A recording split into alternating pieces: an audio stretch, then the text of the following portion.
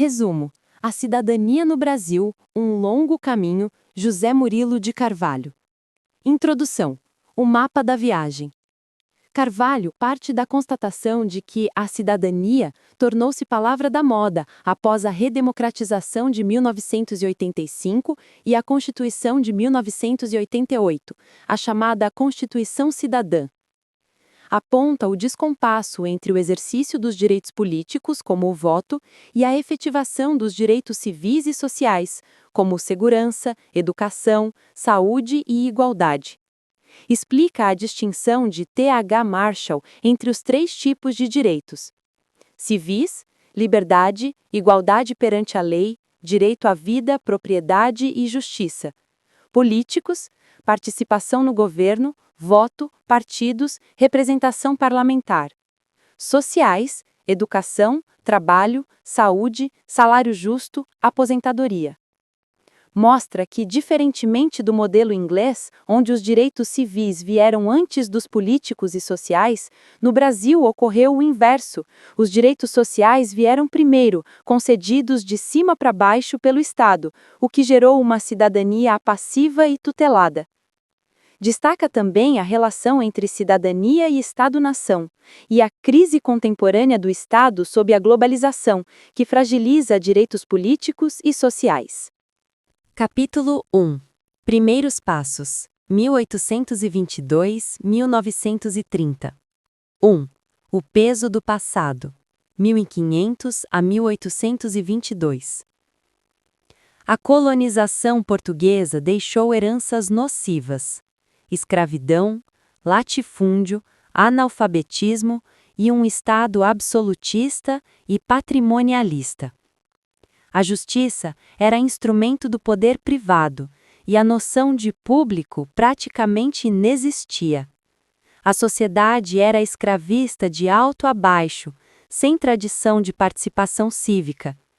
A ausência de educação e de revoltas populares estruturadas impediu o surgimento de consciência de direitos. 2. A independência e direitos políticos na frente. A independência foi negociada pelas elites e não resultou de luta popular. A Constituição de 1824 instituiu monarquia constitucional e voto censitário, por renda, mas muito liberal para os padrões da época.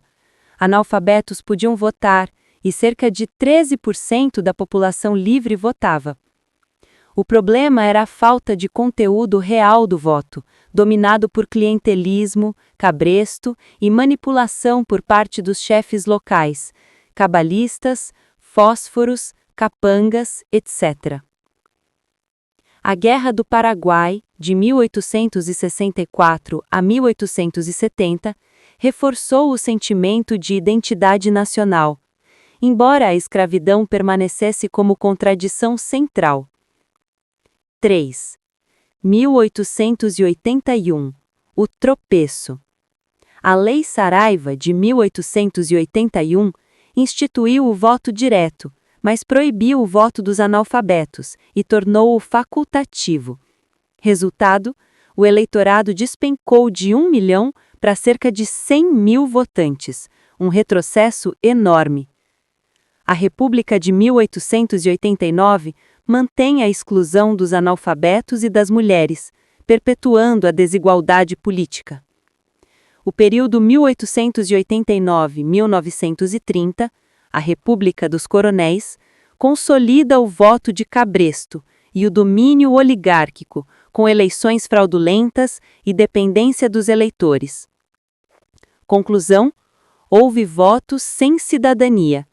Uma cidadania política formal, mas sem base civil nem social. Capítulo 2. Marcha acelerada. 1930-1964. A Revolução de 1930 marca um divisor de águas. O Estado passa a ser o grande promotor dos direitos sociais. Getúlio Vargas cria uma cidadania trabalhista: salário mínimo, CLT, previdência, sindicatos atrelados ao Estado. Direitos sociais precedem os políticos. Trabalhadores têm benefícios, mas não liberdade sindical nem voto direto. Estado Novo. Após 1945, ocorre expansão dos direitos políticos com a redemocratização, mas os direitos civis, como liberdade de expressão, continuam frágeis.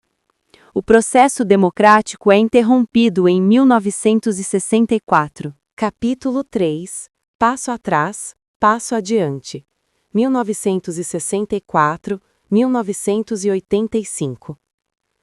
A ditadura militar representa a retração dos direitos civis e políticos, com censura, tortura e cassações. Por outro lado, a continuidade dos direitos sociais via desenvolvimento econômico e tecnocracia estatal, milagre econômico.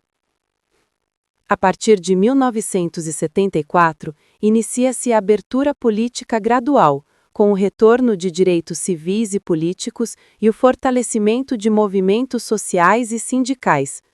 O período encerra-se com a transição democrática e a expectativa da Constituição de 1988. Capítulo 4. A cidadania após a redemocratização. A Constituição de 1988 amplia ao máximo os direitos políticos, voto universal, inclusive dos analfabetos. No entanto, direitos sociais sofrem ameaças devido à crise fiscal e neoliberalismo. Direitos civis, segurança, justiça eficaz e igualdade real continuam precários. O autor identifica um paradoxo: cidadania no papel, mas não efetiva. A desigualdade social e a falta de educação continuam como barreiras principais. Conclusão: a cidadania na encruzilhada. A cidadania brasileira é incompleta e invertida. Desenvolveu-se de cima para baixo, com direitos sociais antes dos civis e políticos, criando uma cidadania dependente do Estado e frágil em sua base participativa. Desde a colônia até a redemocratização, as elites controlaram o poder e restringiram a autonomia popular. A Constituição de 1988 representa um marco, mas ainda convivemos com o paradoxo entre a cidadania formal e a exclusão social real. Síntese final. José Murilo de Carvalho demonstra que o processo de formação da cidadania no Brasil é marcado pela inversão da lógica clássica europeia. Aqui, os direitos sociais vieram antes dos civis e políticos, criando uma cidadania dependente do Estado e frágil em sua base participativa. Desde a colônia até a redemocratização, as elites controlaram o poder e restringiram a autonomia popular. A Constituição de 1988 representa um marco, mas ainda convivemos com o paradoxo entre a cidadania formal e a exclusão social real.